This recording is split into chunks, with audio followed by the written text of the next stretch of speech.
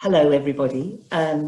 You're very welcome. Delighted to have both our panelists and also the audience out there.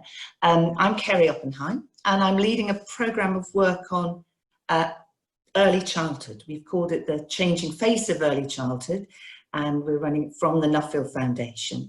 And a warm welcome to our first event. I'm just going to begin with some housekeeping. So just to remind you, all of the people that are listening to us, that you're not visible or audible during this webinar, but also to say that you're not alone. We had over 200 registrations, so you've definitely got some fellow listeners.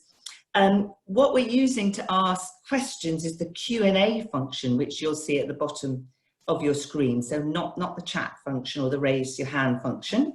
And you can submit any question or issue at any point during the webinar. And if your question is for a specific panelist, then just if you could say this is a question from Ava or Julian. And we've got closed captioning in English today, and we are also recording, and we'll make the recording available on our website shortly after we've had the seminar. So today we're here to discuss crunch time, sustaining and improving the early years and childcare sector through COVID and beyond. And of course, this week we're seeing young children beginning to return to nurseries, childminders, children's centres, joining the small numbers who were there through the lockdown, and their families are obviously making a very big transition. And as I've been sort of watching the news and listening to the commentary, I've been really struck just how little really early years and early childhood has been discussed, certainly in comparison with thinking about schools and universities. And yet, of course, we know this is such a critical period in children's lives, and that inequalities, of course, start very, very early. So clearly our world has been turned upside down by COVID-19 and the policies that have come with that.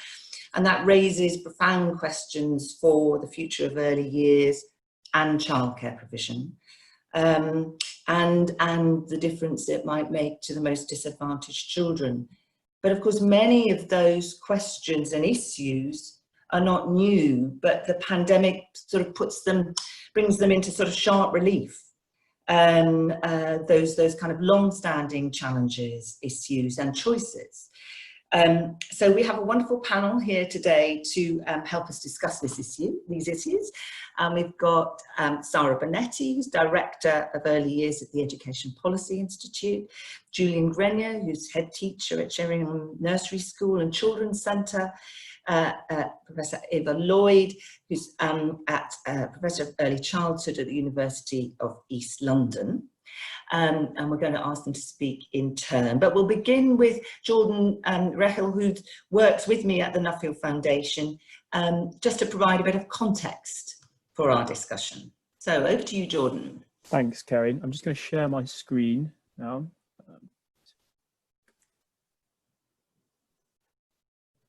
Molly, please let me know if you can't see the slides.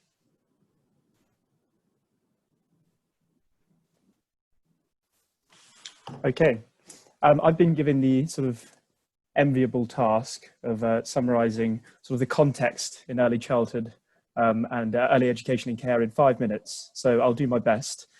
So yeah, this is sort of a 5-minute overview of the sort of key data and trends related to parental and sort of largely maternal employment patterns, as well as the take-up of early education and care, to, as I said, try and provide some top-level context for the discussion.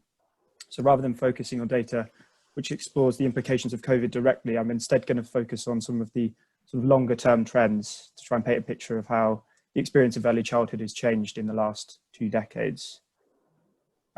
So over the last 2 decades, as I was saying, there's been this sort of deliberate shift in the role of public policy in family life. And we've seen sort of concurrent government policies sort of emphasised the importance of work as the means for families with children to escape poverty. And there's been a number of initiatives to assist parents in obtaining suitable childcare during this period. in order to make employment financially viable. And as we've seen from a sizable body of work over the last decade or so, the availability of early education and care is central to parents' decision about whether to enter the labour market and how many hours to work. So as the figure shows on this first slide, since the late 1990s, really, we've seen preschool education and care has been sort of progressively encouraged by state interventions. So with a greater number of funded hours being offered by successive governments. And while at the same time, we're sort of seeing a squeeze on household incomes due to both welfare reform, wage stagnation, and that's sort of also impacted how parents engage with the labour market, including the need for both parents and lone parents to be employed to sort of maintain living standards. So in England, we've seen the employment rate of mothers with children aged under 5 rise from just under 40% in 1996 to around 67% in 2018. And of course, this is just a sort of average trend. There are differences according to experiences of deprivation, area, ethnicity, that sort of thing. But this is the average trend for mothers in England. And I guess, and also we've seen sort of trend data suggesting that mothers of very young children are returning to sort of work and employment sooner after giving birth. So taking mothers of 2-year-old children, for example, out of this figure, their employment rate has risen from just below 50% in 1996 to 66% in 2018. And you can see on the figure that there's sort of similar patterns for mothers of children aged 4, 3, 1 and under 1 as well. So as I mentioned on the first slide, sort of the rise in sort of state-provided formal education and care is arguably, I would say, one of the biggest changes in young children's lives in this period. So the current generation is in the UK is the first of which a majority are spending a large part of their early childhood in some form of early education and care rather than with their own families in their own homes. And in the state-funded sector, despite a small sort of decrease in 2016, 2017, there's been an increase in a number of funded entitlement hours for 3 and 4-year-olds, which is what the figure shows. So the department has expanded its offer several times, and it currently has 3 main entitlements, which most of you will know already, but I'll run through it. So the entitlement for disadvantaged 2-year-olds, a universal entitlement for 3 and 4-year-olds, and an extended entitlement for 3 and 4-year-olds with eligible working parents. So some 1.3 million, 3 and 4-year-old children between 93% and 95% of the eligible population have taken up the universal entitlement each year since 2015 in England. And the number of 3 and 4-year-olds using the extended entitlement has increased as well. And now sort of turning to the 2-year-old offer, take up with the targeted 2-year-old offer amongst eligible children has increased significantly over the first 2 years following sort of its introduction. However, as you see by the figure, in 2019, the percentage of the eligible population dropped by 4%. And the reasons behind this drop are sort of still being investigated by the DfE. And also, as considerable work is showed by the Early Intervention Foundation, amongst others, there's been considerable variation, the take-up between different local authorities. So for example, in Tower Hamlets, the eligible take-up is 39%, while in Stockport, it's 97%.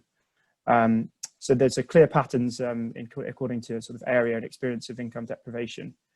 And this issue, I think, of take-up is one that's existed, as we've seen, pre-COVID, and is likely, I guess, to become a bit more acute as concerns around child safety in settings has become more pertinent as lockdown measures are slowly eased. So I'm sure many of you saw the Early Years Alliance survey published this week that said that just 40% of parents would send their children back to nursery, preschool or childminders. So this is sort of pushed back into our minds, I guess, that encouraging take-up and return to those early years settings is a real priority at the moment. So just before I end, because I've got limited time and I realise I've slightly run over, I just wanted to give a quick nod to the series which this seminar forms part of. So the aim of this new series is to bring together sort of the research evidence on early childhood in the UK and present recommendations for policy and practice as well as priorities of research. And we'll draw largely on Nuffield Foundation's sort of considerable body of research in this area to have this, I guess, informed debate on early childhood and have a more of a collective idea of what the evidence in the sector tells us. So the sort of chart figure at the bottom of the slide shows our planned reports and outputs, and you can read more about the series on our website. So I think that's 5 minutes. So thank you very much. And yeah, I'll be on the Q&A, so I'll be forwarding questions to the panel. Thanks. Thank you very much, Jordan. Really helpful background. So over to you, Sarah. Thank you, and good morning, everyone. I'll try myself to share this. Share screen. I was given the task instead to discuss the impact of COVID on the early years workforce. But before doing that, I wanted to take a quick step back to what was happening before the crisis, because even though it feels really far right now, there was life before the COVID crisis. And the life was really not that good already for the earlier sector and the workforce. And that will lead into my next point. We know already that we had a decade or more of really many policy changes, uncoordinated action, and a lot of patchwork exercise in tackling the many problems of the sector and the workforce. And so I wanted to point out what I call the pre-existing conditions in a sort of a medical term, because we know that if we are healthy, we are hit less hard and recover faster. But the earlier sector and the workforce had severe pre-existing conditions. And so I think some of the big issues that we see now during the crisis really are a derivative of what were already existing problems that are being exacerbated. And I'll make only two clear example for the workforce. One is pay. We know that early years workers are already paid much lower than, for example, primary and secondary teachers, but also the average female working population, and have more or less the same average pay as people working in what we call, in one of our reports, a competing occupation, whether it's the beauty sector or the retail sector. Now, the average pay was already around £8 per hour and has been decreasing in real terms in the last few years. The big concern during this COVID crisis is that staff is being furloughed and get 80% of their salary, which means that many are now making below the minimum wage and will continue to do so probably in the future as furlough is continued. And that leads into the second bit of statistics I want to give, which is that 44% of early years workers were already claiming state benefits before the crisis. Given the impact with furlough or layoff, I think we can unfortunately only see this proportion sadly increasing unless they move to other sectors, such as the retail sector, which is now blooming, and we know that it's a strong competition and attracts a lot of early years workers, unfortunately. So there were problems that there are problems that come from already existing problems, and of course there are new problems. I'm gonna gloss over the late and unclear guidance for early year settings from the government. There's already been lots of discussion on social media about that. But in terms of, for example, government support, we know that the government has committed to continue paying the early year settings for the government-funded childcare that they were offering before the outbreak, and has granted a 12-month business rates holidays for those who were subject to rates. But we know that this is not going to be enough. In part, it's not enough because a proportion of providers, 1 in 10 PVIs and 1 in 5 childminders were not offering government-funded childcare before. But also for those who were offering it and are receiving the support, we know that a lot of providers really rely on parents' fees to top up the government funding and really provide quality provision and not just babysitting provision. So I think the reality is that with the current support, things are not sustainable. And as I said before, a healthy sector might be able to cope and recover quickly with some support, but the sector was already financially unhealthy before. And we're already hearing about providers now reopening but operating at a loss, and that surely will have an impact on the workforce. And there are a series of other uncertainties ahead, like the changes in furlough regulation, whereby earlier settings will have to start contributing to some of the salary of their staff that are being furloughed. Surely will jeopardize some of the employment, because I don't foresee many settings being able to cope with this additional cost. We know that the self-employment scheme for childminders has been welcomed, but not enough, and has left a lot of childminders without clear support or without any support at all, either because they were newly registered and couldn't and wouldn't qualify for that, or because they weren't making a profit before, and that is a reality of many childminders. So, but I think the biggest question for me is who will stay. I think not knowing how long the crisis will be has a tremendous impact, because if we knew that the crisis lasts 3 months, setting could plan, but not knowing how long it will last, when are parents going to send back their children, how many children, we know that furlough will impact on parent decision on whether to also send their children back. I think that creates a whole set of uncertainties that cannot be solved with a short-term plan. And that moves into my last slide, which is what can we do? Well, I think, again, it's very hard to predict what the situation will be. This will not be solved in 3 months. We might see a second spike. We might see parents being too fearful to send their children back. We might, this is gonna fluctuate. We might have a spike in demand or not. So I think it's being very hard to predict. It also makes it very hard to fix with a short-term plan. So rightly so, many sector organizations have advocated for a recovery and transformation fund, which is, I think, is necessary, but I think it's really important that if that is set up, doesn't just last, say, 3 months, but it's constant to, it's subject to a constant review, to a regular review every 2-3 months, for example. But I think in general, there should be, of course, a new call for a review in the funding rates, but also other funding streams. And I would go even further ahead in saying maybe it's time to just rethink the whole funding system, where the fact that it's per child, per hour, per a certain amount of weeks really gives a lot of financial instability to settings to plan their staffing and their offer in the long term, rather than being in peaks, ups and downs. And related to the workforce, I think one big point I want to make is that we need to remember that just as a sector is very heterogeneous, that means that the members of the workforce are very different.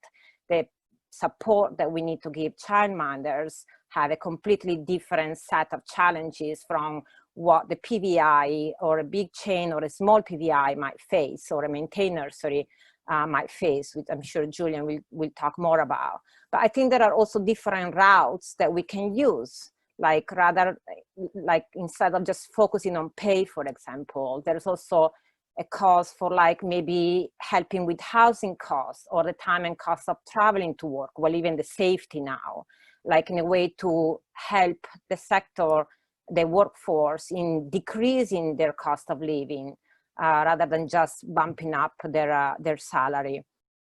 And before I end, because I don't want to go over time, I think one last point I want to make that I'm sure we'll come back is that at the beginning of the crisis, a lot of people had hope that the crisis would finally shed some positive light into the importance of the sector, while I see now instead the conversation going backwards in terms of the childcare versus education divide. And I see a lot of the conversation being around how can we help parents get back to work and give children a spot back at the nursery.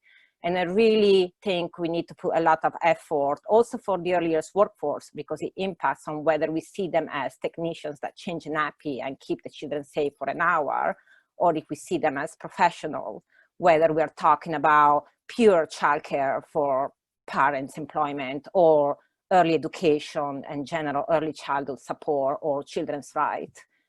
But I'm going to leave it there. I'm sure it will come up in questions. Thank you.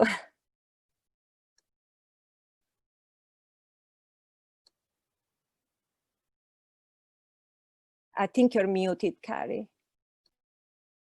Thank you very much. There are big challenges there for us to return to, and the importance of being long-term. So I'm sure that will come up in discussion.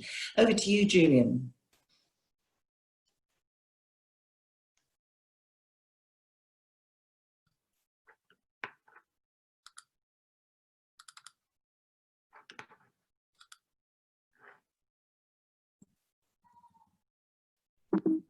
Sorry about that race through my PowerPoint there. I knew something would go wrong when I clicked share screen. Okay, so I've been asked to talk a little bit about the impact on disadvantaged children and families here in Newham. So I'm at Sheringham Nursery School and Children's Centre, which has just started wider reopening for children this week. And I've got on my virtual background a picture of our garden, which I'm glad to say is now being played in again by young children here in Newham, East London. So a few things to say about what Newham is like. So Newham is probably the most diverse area in Western Europe, with 78% of residents from ethnic minority backgrounds. And certainly early on in the COVID-19 crisis, Newham was the worst affected area in England by the illness, and has really been through some shocking and awful times. So, and particularly in our direct experience as a children's centre here in Manor Park, we've had a temporary morgue on the edge of our ward area, very high levels of distress and hardship that families have gone through, especially families without recourse to public funds. And our MP Stephen Timms has really highlighted the appalling destitution that's been faced by that group of children and families in the recent period. But Stephen would be frank in saying that this is not just about COVID-19, this is a long-standing problem. We've been working with families in the past with no recourse to public funds who slept rough with 4 or 5 children, for example, out of complete desperation. Newham, which is just one small part of London, has more children in temporary accommodation than the whole of the north of England. So if you add up, Leeds, Bradford, Manchester, Newcastle, you would still not get to the number of children in temporary accommodation that we have here. So, okay. So Manor Park, which is the area I'm in, again, you can see that many of our children and families struggle at the best of times. There's high rates of child poverty and fuel poverty. We have many adults living in our area who are in poor health, and that, of course, has made them much more vulnerable to the virus at the moment. Newham has done an incredible job, really, to get from a standing start a huge amount of emergency food and essentials out to families, and the Children's Centre infrastructure is still here in Newham. Thank goodness it is. So we've got 2 children's centres in each quadrant, and that infrastructure has really supported the Help Newham effort. As a children's centre here, we've made several thousand phone and video call contacts with families over the period. We've got about 150 families we're working closely with, our caseload families. We've been highly aware of large numbers of children who've spent week after week stuck indoors in small and cramped and poor accommodation. We've seen parents experiencing high levels of stress and anxiety, but of course going beyond that, and in some cases having very serious mental health breakdowns that have led to very desperate situations arising. But in amongst that desperation and sadness, it's incredible to see how well the community has also come together and supported others, the volunteer effort, the way neighbours have helped each other out. And as I said, the Children's Centre structure has been really vital as part of Newham's response. So I feel at the moment, thinking about children and families here in Newham, that there are some dangers lying ahead in some of the ways that we commonly talk about early childhood education and care, and I just wanted to highlight a few of those. The first one is the silver bullet, that Here we have children living in poverty, living in overcrowded and damp housing, but we can fix that through the provision of high quality early childhood education and care when we can't. And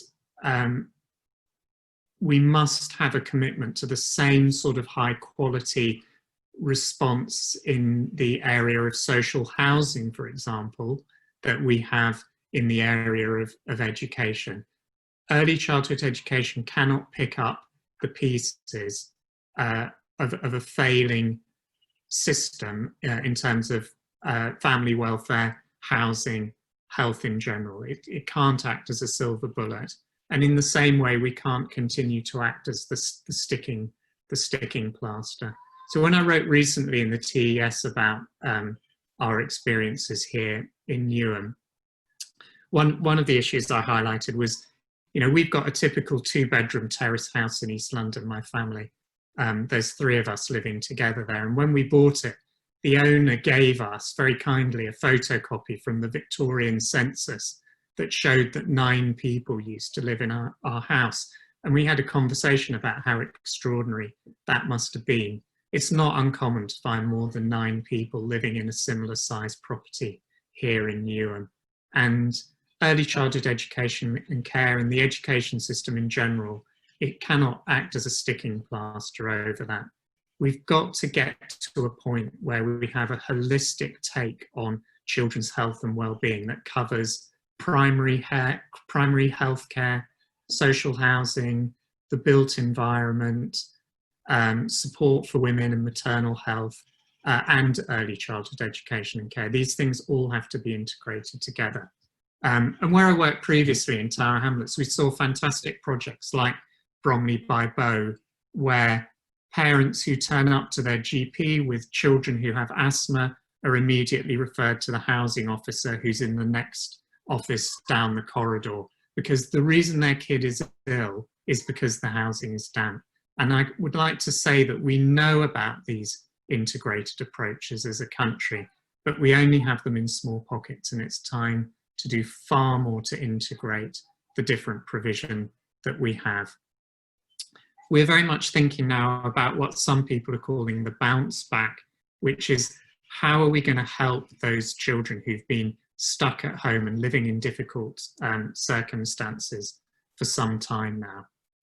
And I think what we've learned is that everything that's gone well here has been to do with relationships. So if we've had a strong relationship with a parent in normal times, we've been able to continue to work with them using video calls, WhatsApp messages and phone calls. So the relationships are really key. The system behind is also really key. So we're really lucky. We're a maintained nursery school. We're in a local authority that still has children's centres. So our staff have decent pay and conditions. We have the systems behind all of this that allow us to respond to this extraordinary event in the way that we have. Respectful relationships, I think, are really key. So we do sometimes hear this discourse around disadvantaged children and families that is rather punitive to those children and families rather than being respectful. And the final thing I would say about the bounce back, if you like, is that it is really important for our children to get back into high quality early years education as soon as they can. And we're very clear about focusing on those prime areas, on the children's health and physical development, on their communication, and on their emotional well-being. These are really important for children. I'm just going to say very briefly a few things about some of the features of the provision we've got in Newham. So I've already talked about the fact that we're very fortunate still to have a children's centre network, and that has really been important during this period. And all of our children's centres are based in either maintained nursery schools or primary schools, which means that the early education and childcare on site is led by teachers or graduate level practitioners, and staff are on favourable paying conditions. And nearly all our 3 and 4-year-olds are in teacher-led nursery classes or maintained nursery schools. And Newham is very unusual in the country for having no gap in terms of outcomes at the end of the EYFS between disadvantaged children and all others. And I think that is largely supported by that strong system and infrastructure that we have. But we do have serious challenges. I'd particularly like to highlight the challenges that have been going on for a long time for families who have a child with special educational need or disability. And those problems have become even more acute in this period. We've traditionally had low take-up of 2-year-old places. That's actually improving contrary to the national trend, but take-up is still on the low side, but we've been really supported well by the Greater London Authority in our work to boost that. And our PVI sector has always faced challenges here in Newham with low funding, difficulty finding good quality accommodation, and we've heard very vividly about how those challenges to the PVI sector are not getting any easier as a result of this period. And just a last few points, looking ahead.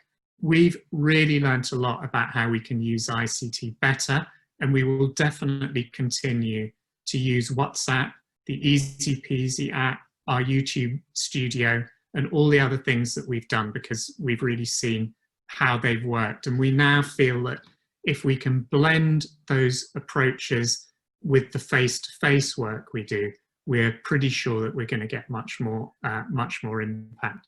And the final thing I'd say that is really positive about the way we've used ICT is brilliant in giving you feedback. We know which videos are duff, and we know not to make them again. We've got lots of really valuable feedback from parents around what helps and what they really don't want to see on their phone. And that's something we'll be writing about more and sharing with the sector more widely in due course. Thank you very much. Thank you very much, Julian.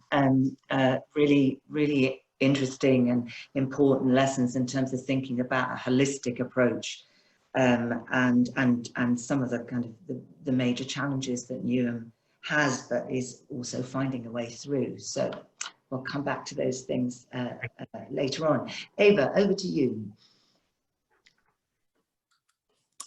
You need to unmute yourself, Ava. Thank you, Carrie. It's a real pleasure to enter into this conversation with you and our audience, and to stand back a little now, which is difficult after listening to the horrors described by Julian just now, that, you know, really bring home to us what we're talking about. But I want to focus for a little bit on the impact of the pandemic on the early years and childcare system, and on the outlook for the system as it is now.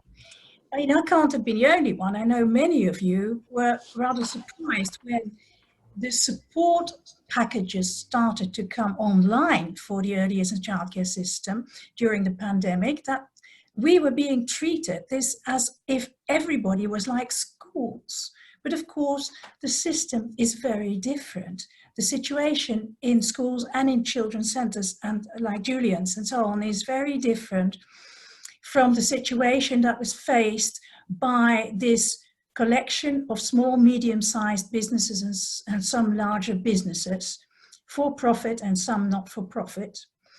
For instance, any loans available would be very hard to access because the small and medium-sized businesses cannot really take on loans and debts in that way, because they were already running up debts and are. I mean, delaying your pay-as-you-earn payments for your staff means you are running up debts. Delaying your rent payments, they're all difficult things for the sector at the moment to bear. And we have to remind ourselves that most young children using early childhood education and care services are in that private childcare sector. Now, we haven't got the new Department for Education statistics yet, but the last year's ones, we had only 36% of 3-year-olds attending nursery classes in state primaries and nursery schools, and only 40% of eligible 2-year-olds taking up their place in state primary, state nursery classes and state nursery schools. Although in disadvantaged areas like Julian's, most of them do that, but not across England. And of course, we all also know that 4-year-olds who are really still quite young are 78% in primary reception classes.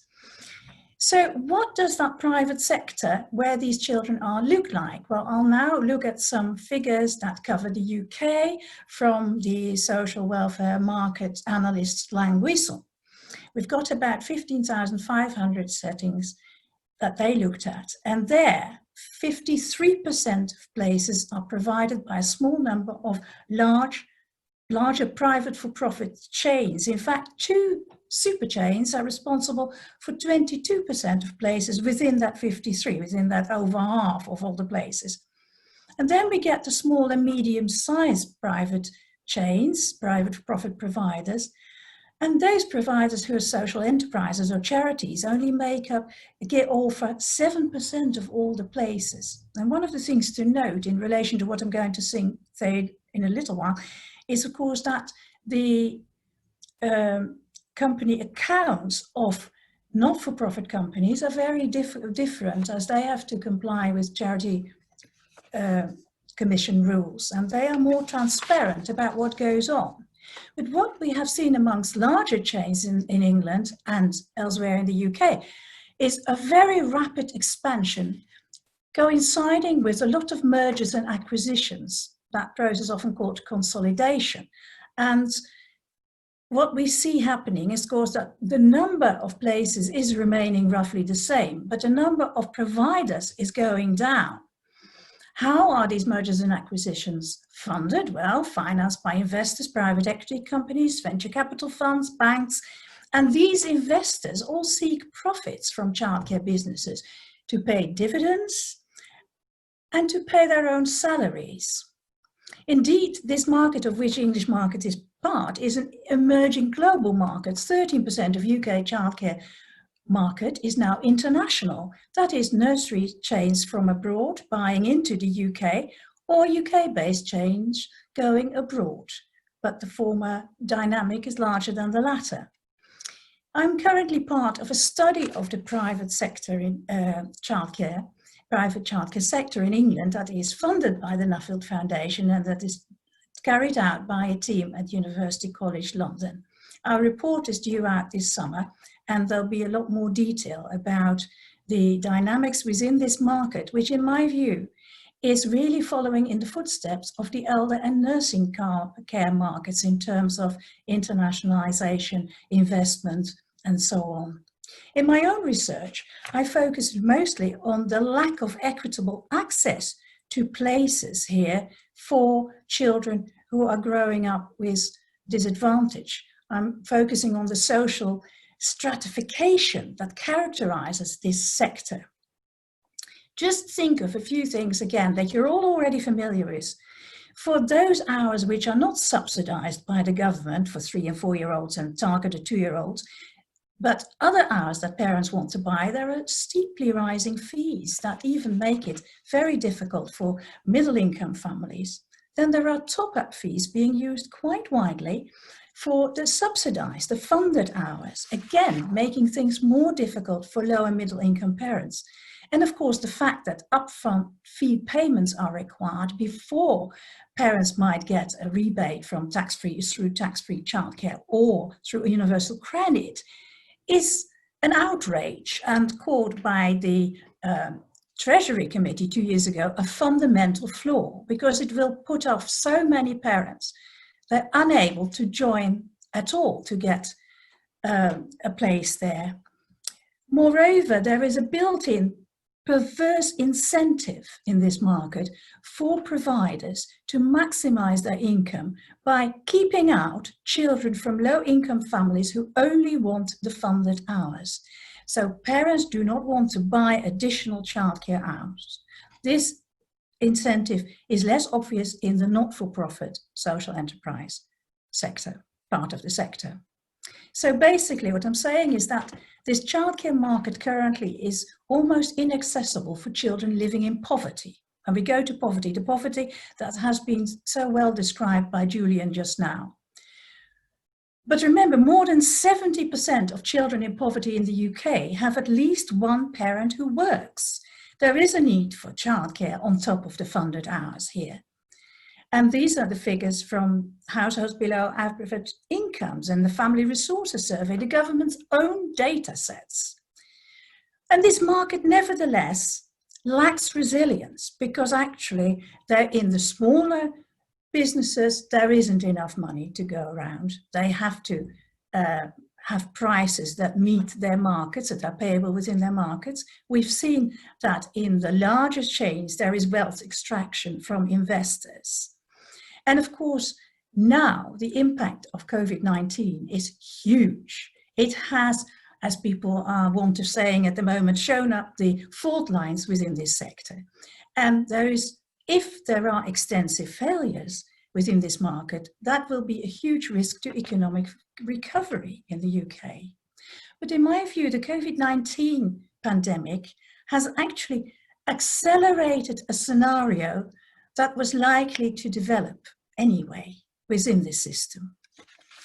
And Sarah talked about the risk currently of a number of practitioners not returning to the sector.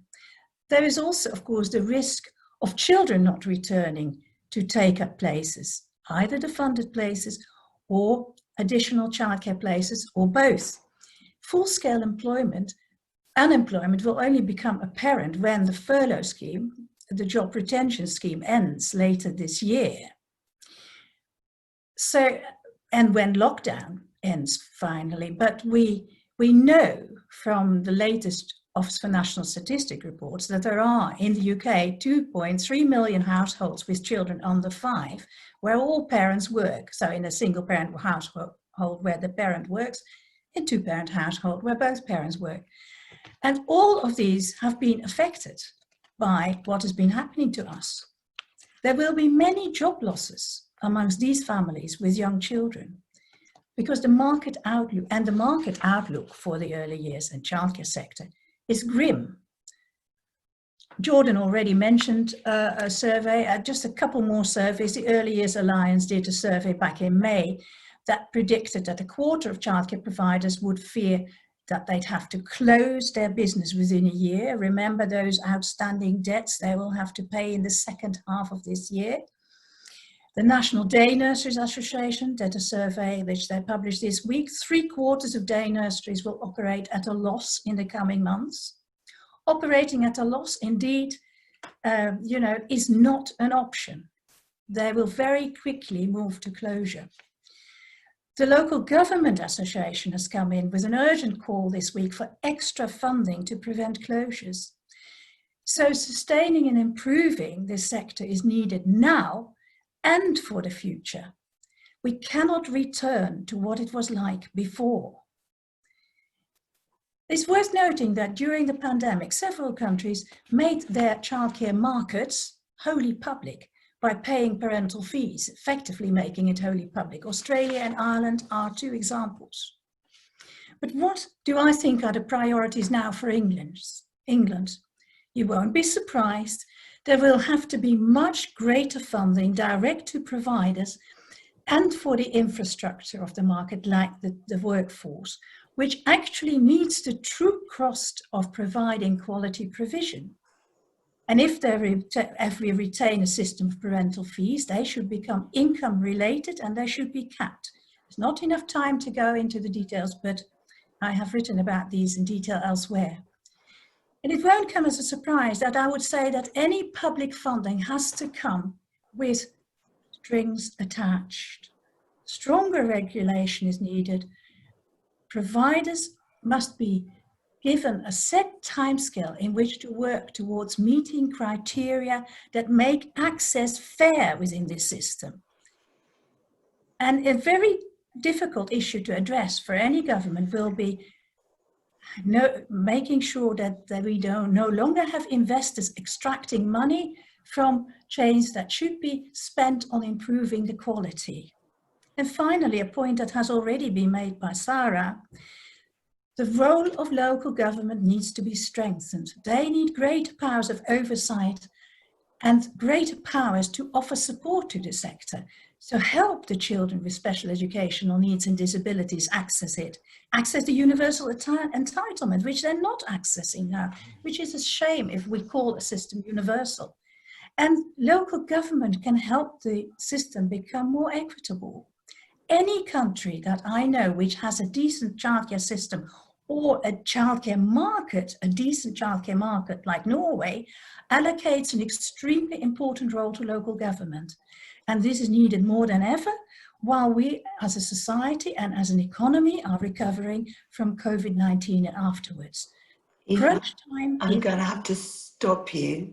I'm stopped. I'm finished. You stopped. Thank you very much. Thank you very much. Just the fragility and the challenge for fair access came over incredibly strongly. We have a poll, which we thought we'd quickly try with you.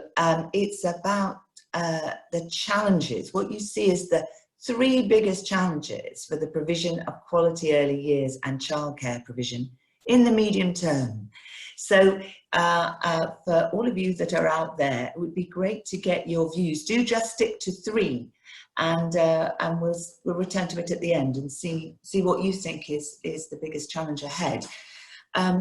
We've been having some questions coming in. I'll turn to Jordan in a second. One of the questions that has come in is about childminding, which people have talked about briefly, but what role you see for childminding in the particular context that we're coming through in terms of a kind of post-COVID adjustment role. How important are childminders and how can we support them better? So I don't know who would like to respond to that. Although I've just been talking, Yes. and I'll keep it brief, I will say yes, they are hugely important in the continuing and the renovated and the rebuilt system that we will have. They were almost entirely forgotten at the beginning of the pandemic, overlooked for a long time. Yeah. Okay. Jordan, what would you like to bring out? Okay, yeah, so I've just had a question here from Ivana Laval. So the question's for Sarah and Ava. So in what ways would you expand the role of local authorities in managing the local childcare market? And that's the question that's come in. Well, I think we sort of had the answer, because I think that Ava's sort of talked quite a lot about that. I was wondering about, there's a question that Eleanor, who's at Nuffield, asked about whether you think that sort of what about the status of early years practitioners? How do we think that will be perceived? Because I think, you know, in one sense, people realise the level of work that's involved in looking after young children at home. But in another sense, the issues are being marginalised compared with schools and other issues. So Sarah, what's your view on that? Yeah, and I've answered also in the chat. I think it really depends on who we are asking to also. I think on one side, if you take parents of young children, they, you know, this crisis might help them really have a new view of what the job entails, of how important they are, and not just, again, to go back to work. My concern is what about the rest of society, those who do not have children or policymakers. I think what other people hear is it's other people's business. It's only the problem of those with young children. It's not a societal business. And the only, like in the media, you only hear the childcare to go back to work discourse, and that worries me. So I think it's going to be a mixed bag, and depending on who you ask to. Jordan, anything else you think you'd like to? Yes, I mean, Julian, I think you've already answered this one in the chat, but I think it might be useful for the audience to hear. And that's, what kind of emotional support do you anticipate children will need when they return to nursery, sort of given the enormously difficult circumstances some of them will have faced during the pandemic? Okay. And I did think that was a really good question. And I guess the first thing I'd say is that children are incredibly varied. So some of our children who've returned this week literally just came through totally different drop-off system now, sanitizer stations, parents aren't allowed into the nursery rooms, all sorts of difficulties, but they kind of breezed through and they were just delighted to be back. Others found it a more troubling return. So I think the first thing we've got to remember is how varied children are, rather than to assume that we need to kind of do something for all children. I think for many, many children, the sort of things I talked about, so high quality provision, responsive and warm adults. I would really focus on the importance of work discussion or supervision, so that those key people have a safe space to reflect on and think about the children, close and respectful relationships with children, always prioritizing emotional well-being. That is going to support the very large majority of children. And then I think that will allow us to see the small number of children and their families who are going to need much more intensive support. And what I would like to see there is that there are fast track options to get them help, rather than families sitting on waiting lists for a long time and experiencing a lot of damage and distress during that period. Thank you for that. There's another question that's coming. We often don't talk about 0 to 2s, and we know that this, is an incredibly important period, and there's much less public support for that age group. I wonder what you think about what kind of support will families with those very young children need as in this particular period and longer term. Who would like to respond to that? May I, Harry? Yeah. Well, of course, in the childcare market, we have 0 to 2s receiving early learning and childcare. So I think on the positive side, the youngest children have really enjoyed being at home with their parents, even if they miss their friends, and don't underrate the important role of peers and friendship in the very young children. But so in terms of saying how the return will be handled, I'd rather hand over to Julian with his vast experience of doing just that in his centre. Julian. Okay, so I was just answering a question in the chat bar there about social distancing. So I'm just going to need you to recap, because I'm not a good multitasker.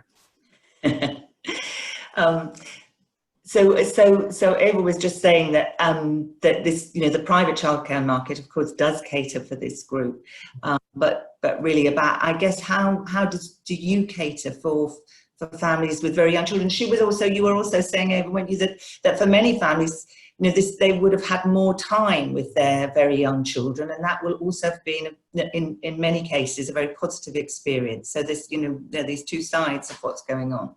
Yeah. So I've led a nursery school which included children in the birth to 2 age phase, but Sheringham isn't one of those nursery schools. We have children from 2 upwards.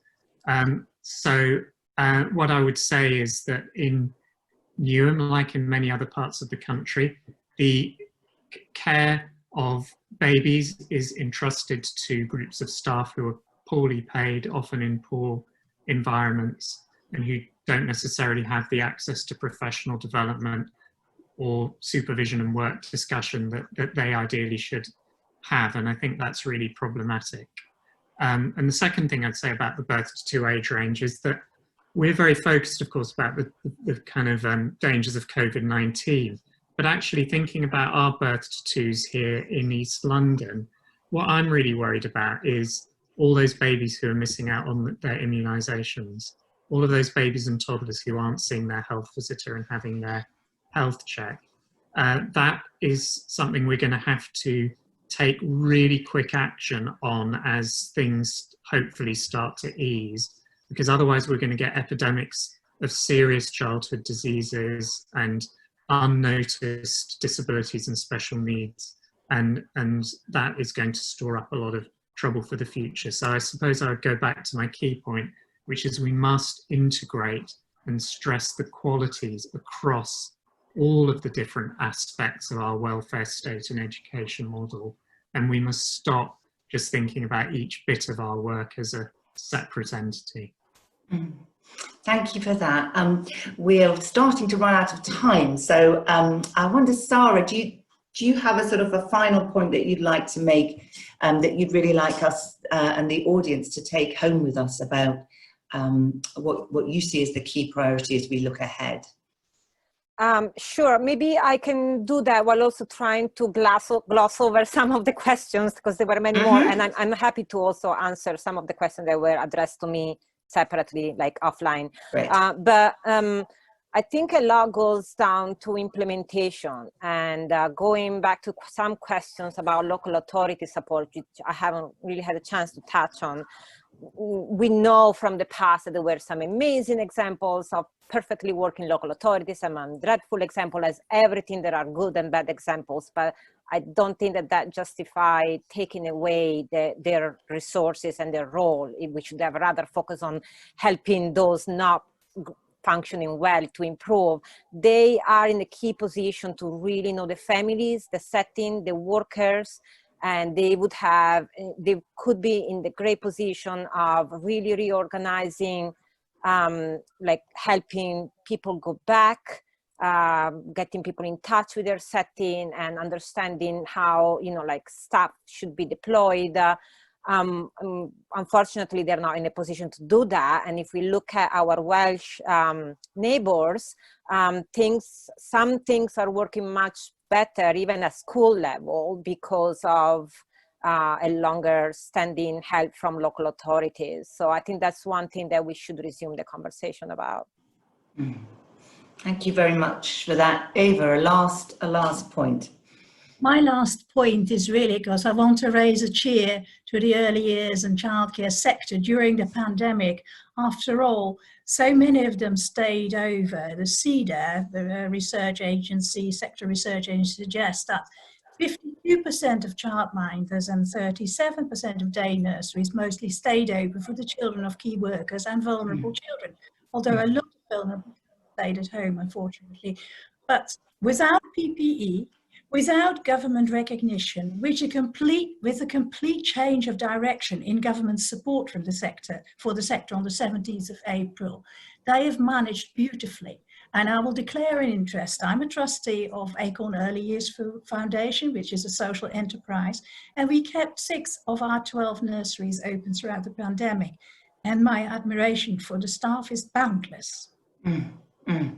I'm sure that we would all agree with that, and I'm sure that our audience would as well. I'm just going to share the results of the poll, and it looks as though people have prioritized quite a lot, but the two things, paying conditions of the workforce and improving take-up among disadvantaged families, finding what works locally, are people's priorities in terms of thinking what the challenges are and presumably the solutions as well. So thank you very, very much to all our speakers and to those who've come and listened in. It's obviously a huge area. We've touched on it, but I think had some really important insights just in relation to some of the fragility about this sector, its importance to children's experiences and the quality of their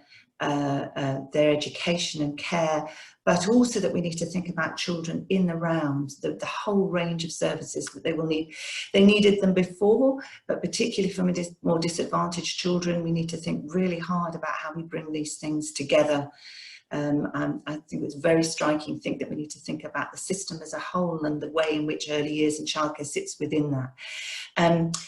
Very much hope that you'll carry on joining us for both future events and other conversations at the Nuffield Foundation. We've got a big programme of work on early years more widely, as well as our own one on the changing face of early childhood. So have a good day, and yes, let's end with a big cheer for the people who've been keeping those nurseries and early years settings and childminders going through this very, very difficult period.